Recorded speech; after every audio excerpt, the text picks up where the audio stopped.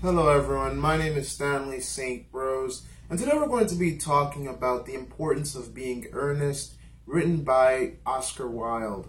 Now, before I go into summary analysis of this work, please remember to leave a like, subscribe, and or comment so that the channel can continue to grow. This work by Oscar Wilde is incredibly funny. It's pretty much the first play that I've read that made me laugh as if I was watching a stand-up special or something like that.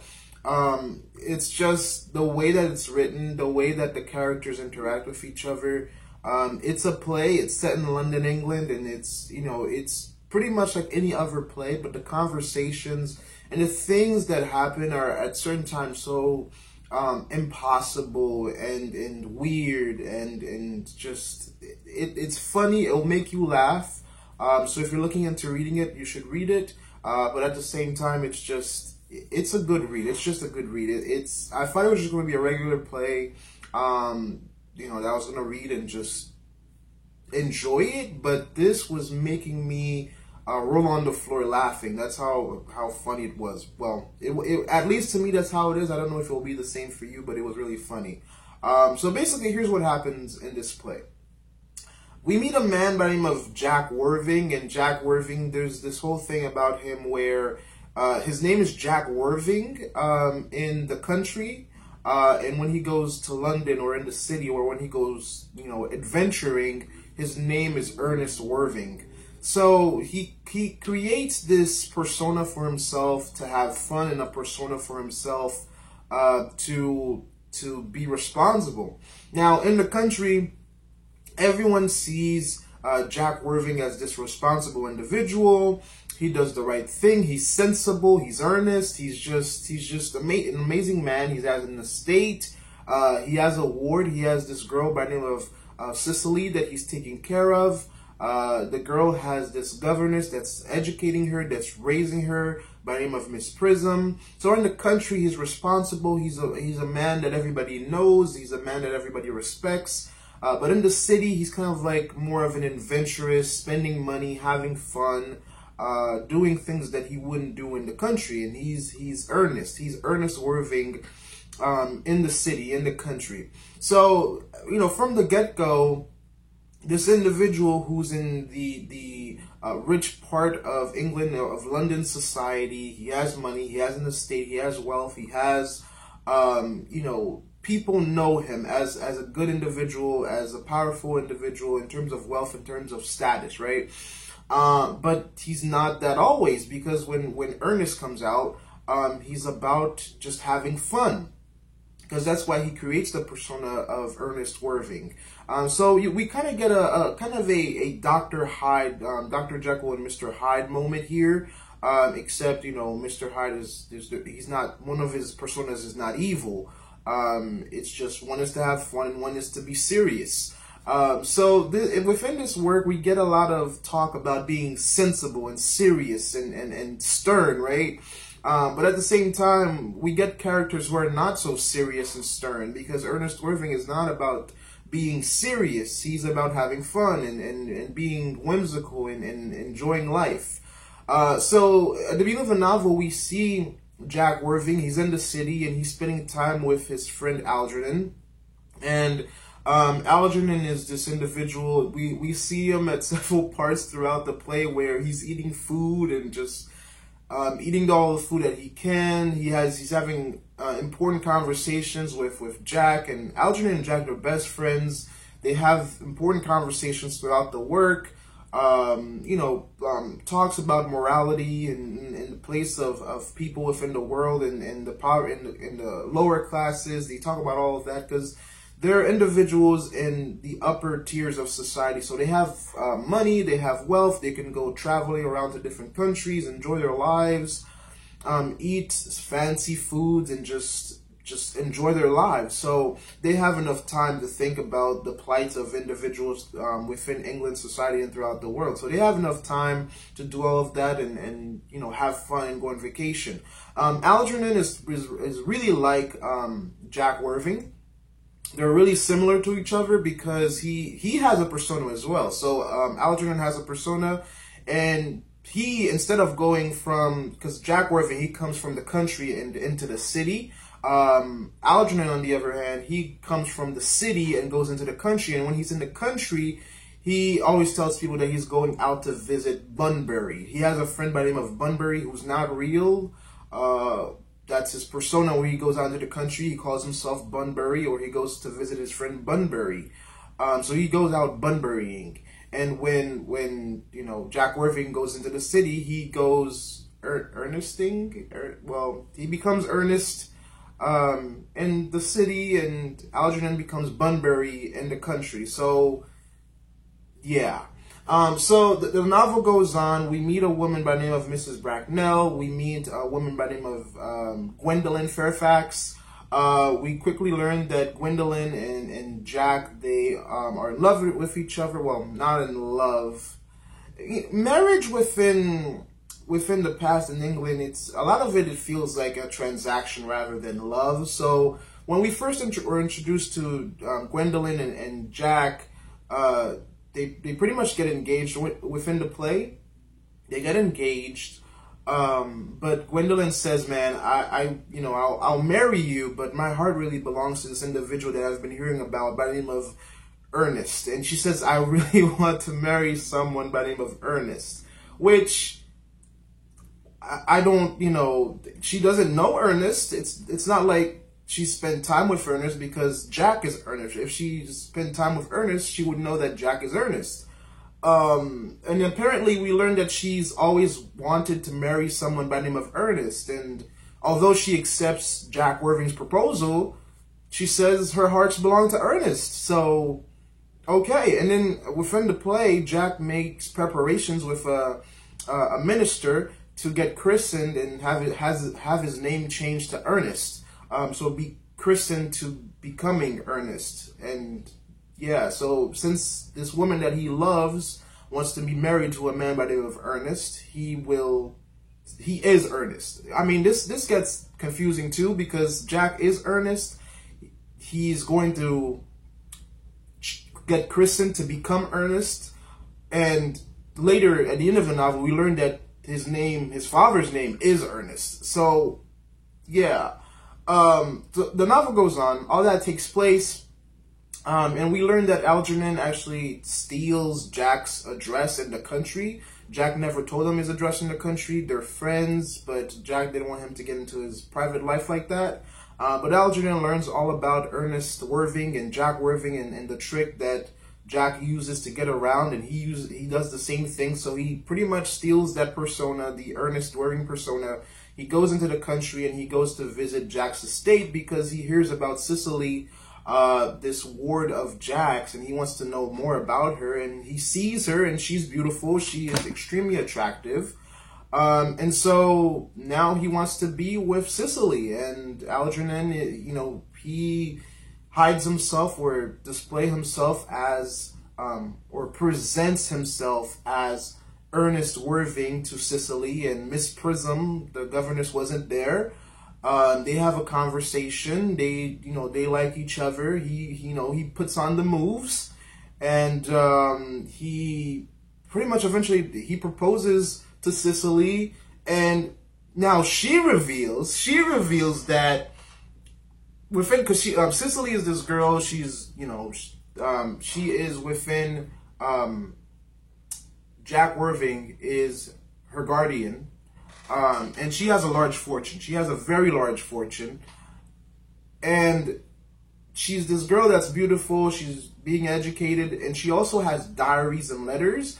And we learn through her diaries and letters that she also, just like Gwendolyn, always wanted to get married to a man with the name Ernest.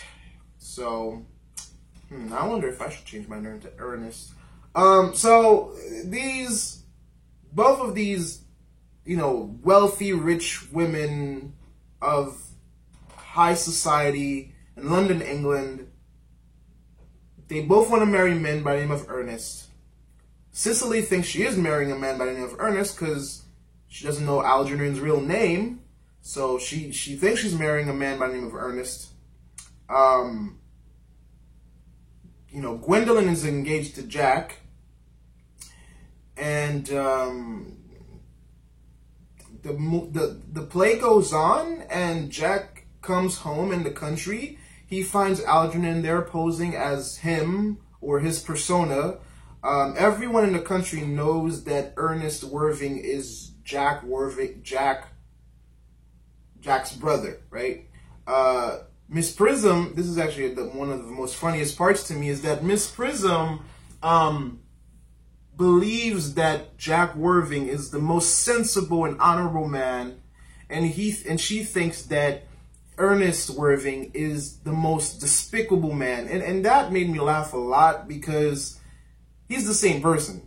So I mean, Miss Prism is like, Ernest Worthing deserves punishment. He's such a horrible individual, but Jack deserves praise. She doesn't know that she's talking about the same person, because like she's like, Jack is just so earnest, so serious, so important, so responsible, while Ernest is just so dastardly, so deserving of punishment, and she's talking about the same person. So, I mean, she's just pretty much listening to everything that Jack Worthing is telling her about his fictitious brother. So another thing that happens that's really funny with this work is that when Jack comes back into the country and finds Algernon posing as Ernest Worthing, he actually comes in through the doors and saying that, well, my brother died. My brother Ernest died in France, and he died. And then everybody's like, well, no, your brother came to see you. Here he is. And he finds Algernon posing as his brother, his fake brother. And the story goes on, and eventually what happens is everybody comes to his house. So now everybody's at his house. Lady Bracknell comes. That is the mother of Gwendolyn. She comes in. She comes to this house, this estate of Jack Worthing's, because she knows that Jack wants to marry Gwendolyn. She didn't agree to this marriage because nobody knows who Jack's parents are. So that was a mystery throughout the play. So she comes to the house. Gwendolyn comes to the house. Everyone's there, and then Gwendolyn finds Cicely, and she knows that Cicely's in the care of Jack, who she's supposed to marry to, and she's like, whoa, this ain't happening because, well, Cicely's beautiful, and Gwendolyn has a problem with this because she's like, why is this beautiful woman staying with my husband to be? Yeah.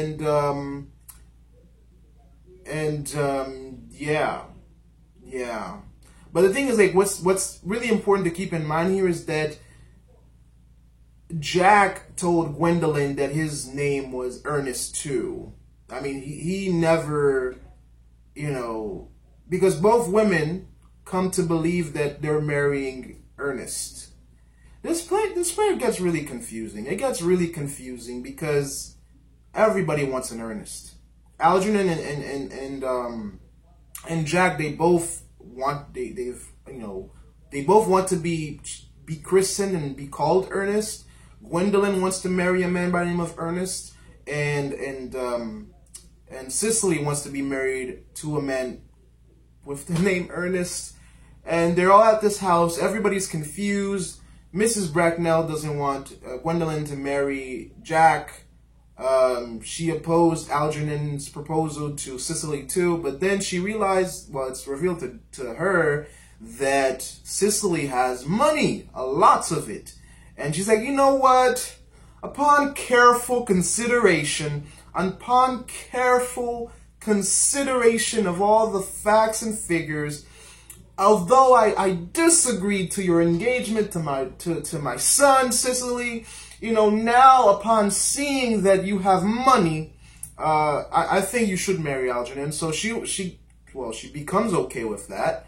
And Cicely and Algernon are happy, but she's still not okay with Jack marrying Gwendolyn because she doesn't know where his parents come from or where he comes from. I mean, he has money in an estate and a property, but he doesn't have proper parents.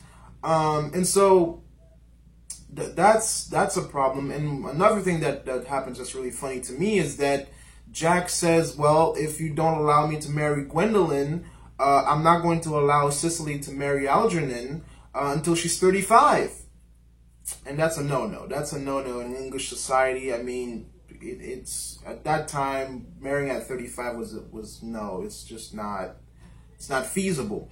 So now we're at a standstill, and then somebody mentions Mrs. Prism. Mrs. Prism is Cicely's ward. You know, she's her educator, her caretaker. And Mrs. Bracknell says, "Oh, Miss Prism is here. She's the one that lost my nephew when he was a toddler." And everybody's like, "Huh? What?" And so they all call Miss Prism. Miss Prism says that, you know, she lost a baby when she was younger. And we also learned throughout the play that Miss Prism is a writer. She wrote a 3-volume work. And when she used to work for the Bracknells, she had a baby in her care. She put the baby in a handbag, and it survived. And she left it at Victoria Station, and the baby survived. The baby survived. Yeah, so the baby survived, right? And the baby is Jack, right? The baby is Jack. It's revealed that Jack, or Ernest, whatever you want to call him, it's revealed that he is that baby, and that he is related to Algernon, and that he is Algernon's older brother, and he is Mrs. Bracknell's nephew. And now Bracknell is like, you know what? You can get married to Gwendolyn now. Yeah. So he proposes to Gwendolyn, and it's also revealed quite conveniently that, you know, Algernon and Jack have the same, well, they're brothers, they have the same father, and his name was Ernest. So their names are Ernest too. Yeah, this is a head scratcher. So they're, Ernest is actually in their names. So Miss Prism is there. Everybody's happy because now they know where Jack's family comes from, and that, well, they're pretty much related. Algernon and Jack, they're brothers. Jack is getting married to Gwendolyn. They have money. Cicely's getting married to Algernon, or Ernest too, I guess, and they have money. Mrs. Bracknell has money, and Mrs. Prism and the minister who was supposed to christen Algernon and Jack, he gets hitched to, or he gets paired off with Mrs. Prism because they have a relationship. And the play ends with, like, the importance of being earnest, and yeah. Well, yeah, that's what happens in the play. A lot of earnest people get together, and rich people get together, and it ends up happily. Everybody ends up where they wanted to be, and the family also wins back this lost nephew that was placed in a handbag. And we're not even told how he was rescued from this handbag. It's just that he had the handbag to prove that he was part of the family. He was rescued from the handbag, and Miss Prism faced no repercussions for putting a baby in a handbag and leaving it at Victoria Station. I find that was very disturbing. That was very disturbing. Nobody really tried to figure out this. Like, it took over 28 years for Miss Bracknell to figure out where her nephew is, and also that, you know, she comes into this estate asking Jack, like, you know, asking Mrs. Prism, where's the baby? You know, I mean, this plays, to me, it was just really funny. I feel like the conversations and the way that these characters act is just very funny to me. But at the same time, I think it's looking at society and marriage and London society, and pretty much the height of the British Empire, and, you know, how much, how the upper tiers, the tiers of society that had money, that had prestige, how they lived and how they survived, and how they had a lot of freedom to do a lot of stuff. In terms of, like, a deeper meaning, in terms of analysis with this play, by Oscar Wilde, I think first and foremost, we're looking at how people are supposed to act socially. I think these individuals, socially, a lot of things are applied. You can see the interactions between Lady Bracknell and Jack Worthing. You can't just ask someone to marry you and get married. There are stipulations that have to be put in place. How do you have a fortune, not a job? Do you have a fortune? Do you have money? If you're going to marry into the upper class, you need old money. You need that fortune in the estates. So Jack Worthing pretty much needed to be the perfect man, because it's not just the money, it's the estates, it's the property, it's the family lineage. Because if he didn't reveal where he came from and the parent and who his parents was, he wouldn't be getting married to Gwendolyn.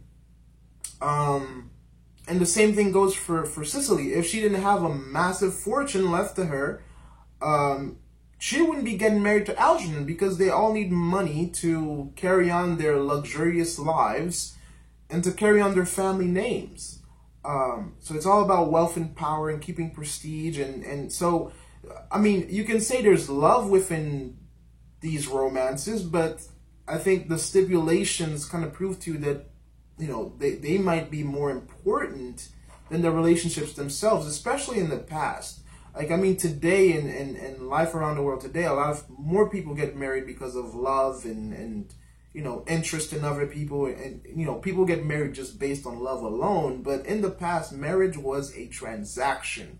It was a way of making money and staying alive and staying prosperous. Because if you didn't have that, in certain cultures, if you didn't have the dowry, if you didn't have things to offer to the family, if you didn't have the riches to offer to a family or to give to a family, you weren't getting married to someone of significance.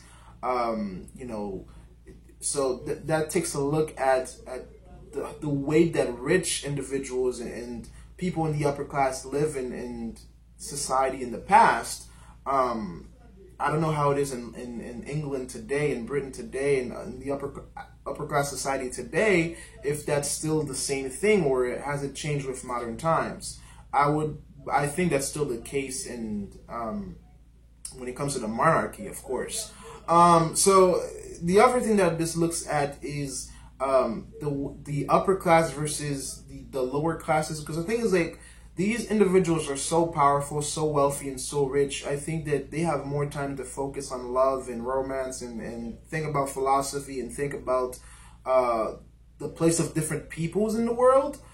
Because peasant classes, poorer classes, I mean, it's pretty much you get what you can get. It's not, you're not thinking about the person's bloodline or lineage or how much they have in the bank. It's pretty much whatever you can do to survive, you survive.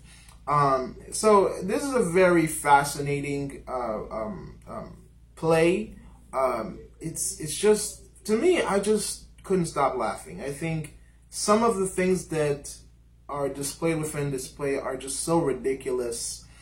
The way that Miss Prism praised Jack Worthing and pretty much, cursed Ernest Worthing and saying that Jack is just such a wonderful person, and then rather than then turning around and saying Ernest Worthing is just such a horrible person. Jack is better, Jack is greater, Ernest is horrible, and he's the same thing. That's the same person. The way that Jack Worthing goes back into the country, goes home and say that his brother is dead. He just lays it on the table. Listen, my brother Ernest Worthing, he's dead. I'm done with him. He's dead. And then his brother's like, Algernon's right there. Hey, bro, I'm here. I just find that fascinating and just really interesting. I mean, the most shocking part for me within this play is where Miss Prism, she puts, you could see, the thing is, like, I don't know why people keep hiring her as a governess, because she reveals to us that she put her 3-volume book in the baby carriage, right? So she puts her book in the baby carriage, and she put Jack in a handbag and left him at Victoria Station. You could see what's important to her. The book was more important to her because she took care of it. She made sure that the books that her volume novel was tucked into a baby carriage, and took a baby, a living human, and stuffed it into a handbag and left it in a transportation hub. And she walked away. And she still gets a job with Jack. Like, Jack realizes that this is the woman that separated you from your family. This is the woman that left you in a handbag. You could have probably died. And you hired her to take care of Cicely. The novel still, the play still ends up in a good place, but I just find these characters to be very different and weird and funny. I find this play mostly to be funny. That's my perspective on it. That's what I got from it. And I think I've talked enough about this. Please remember to leave a like, subscribe, and or comment. And I'll see you guys in the next video. My name is Ernest Worthing.